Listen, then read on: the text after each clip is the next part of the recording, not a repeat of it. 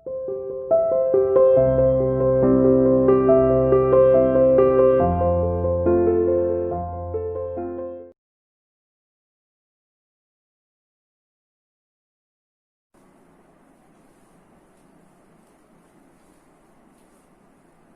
Students, welcome to CR international online classes.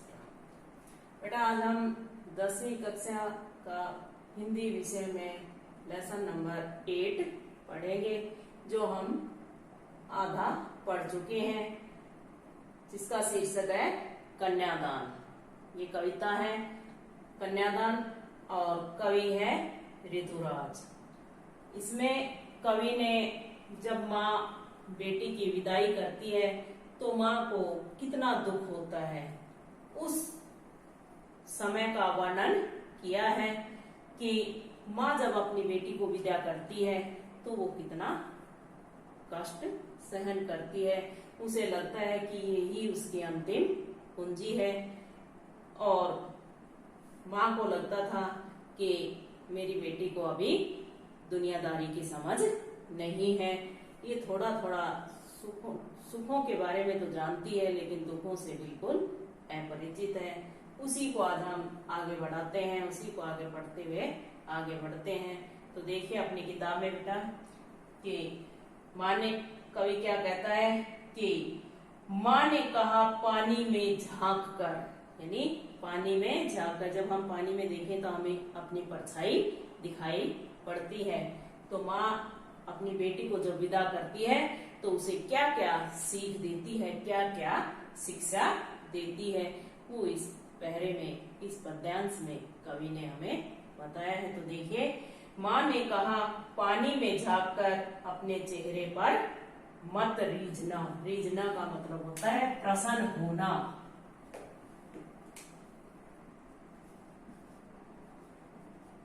रीझना, प्रसन्न होना, खुश होना। तो माँ ने पहली सीख क्या दी बेटी को कि पानी में अपने चेहरे को देखकर अधिक खुश मत होना, यानी ज्यादा प्रसन्न मत होना। उसके बाद अगली सीख जो माँ ने दी है, आग रोटियां सेकने के लिए है, जलने के लिए नहीं। कई बार क्या होता है कि ससुराल में लड़की को इतना प्रताड़ित किया जाता है कि वो अपने आप को आग के हवाले कर लेती है, या ससुराल वाले उसको जलाकर मार देते हैं। तो इस पर माँ ने अपनी बेटी को सीख देते हुए कहा है कि आग रोटियां सेकने के लिए है, जलने के नहीं। यानी आग जो है वो खाना बनाने के लिए है, अपने आप को जलाकर मारने के लिए नहीं है। ठीक है, यानी बेटी को आग से रहने के लिए भी कहा है।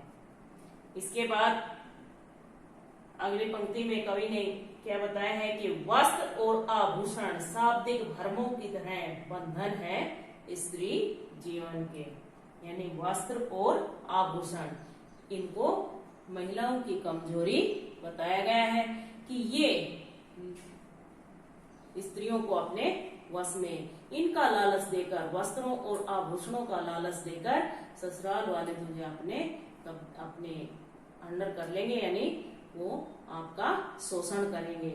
लेकिन इनके ये एक भ्रम है, इनके जाल में नहीं फंसना है। तो इसलिए माँ कहती है कि तुझे जो सुंदर सुंदर वस्त्र और गहने मिले, तू उनके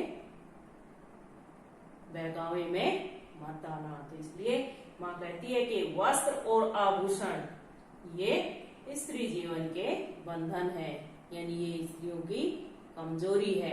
इनके कारण, इनके लालच में आकर स्त्रियां अपने आप पर अत्याचार करवाते रहती हैं, उनको सहन करती रहती हैं, वो अपना शोषण करवाती रहती हैं। तो इसलिए माँ ने समझाया कि इनसे भी सावधान रहना, इनसे दूर रहना। माँ ने कहा लड़की होना पर लड़की जैसी दिखाई मत देना। यानी माँ ने कहा कि लड़की है, लड़की रहना, लेकिन अपने ऊपर अत्याचार मत होने देना, अत्याचारों को सहन मत करना।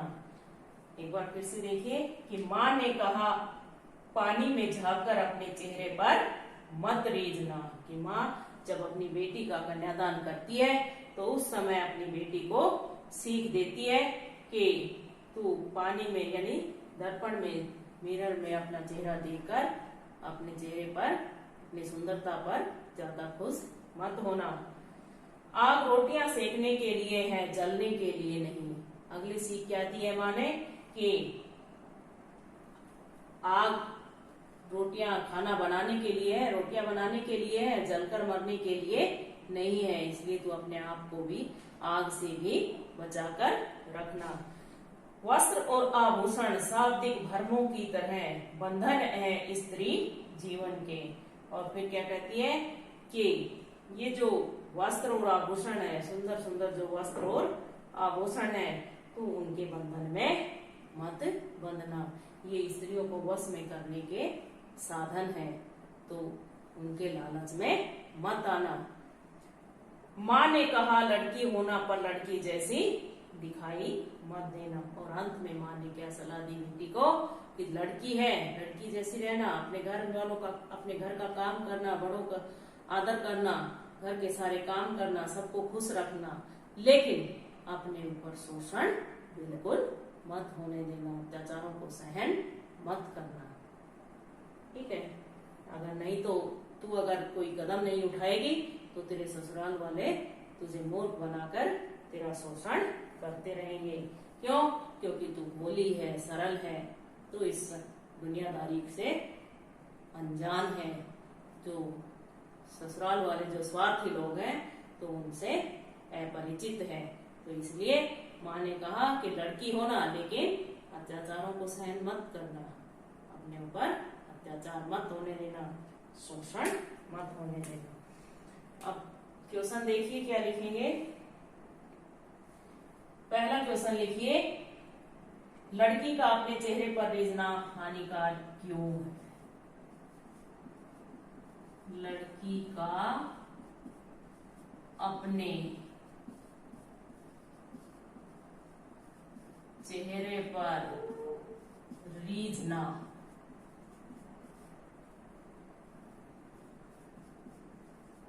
हानिकारक या हानिकर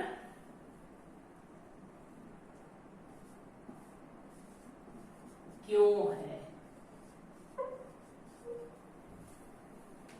इसके बाद दूसरा लिखिए, माँ ने उन्हें बंधन क्यों माना है?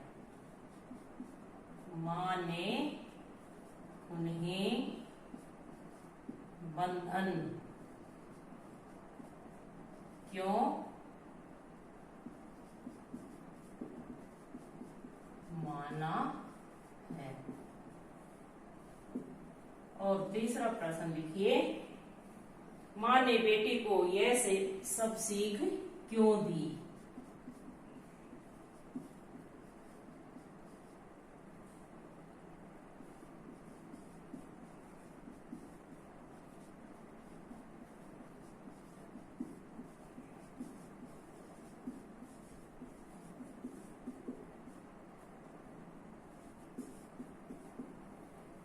ठीक है बेटा, पहला क्वेश्चन है लड़की का अपने चेहरे पर रीझना हानिकारक क्यों है? माँ ने उन्हें बंधन क्यों माना है? माँ ने बेटी को यह सब सीख क्यों दी? उन्हें बंधन यानी वस्त्र और आभूषण को।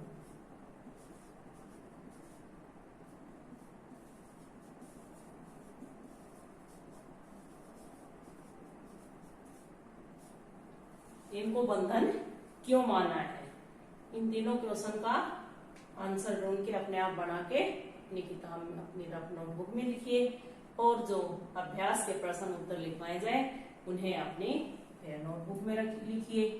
ठीक है, और साथ साथ याद कीजिए। अब आपका गद्य भाग पहले ही कंप्लीट हो चुका था, और ये लास्ट कविता हमने जो आज कंप्लीट कर दी है, तो सिटीज हमारी कंप्लीट हो चुकी है। इसके बाद अब हम पढ़ेंगे पद परिचय, यानी व्याकरण में हमने पढ़ना है पद परिचय। ठीक है, तो पहले इसको कंप्लीट करके याद करके फिर पद परिचय पढ़ेंगे, उसके बाद हम अपना रिवीजन स्टार्ट कर देंगे। ठीक है बेटा, तो जो पढ़ाया जाए उसको ध्यान से पढ़िए। एक भी क्वेश्चन, कोई भी क्वेश्चन बन सकता है, जो आप पढ़ोगे इस पंक्ति से आपके दिमाग में जिस तरह से क्वेश्चन बने उसी तरह से क्वेश्चन बनाकर उसका आंसर ढूंढने का प्रयास करें। ठीक है, धन्यवाद।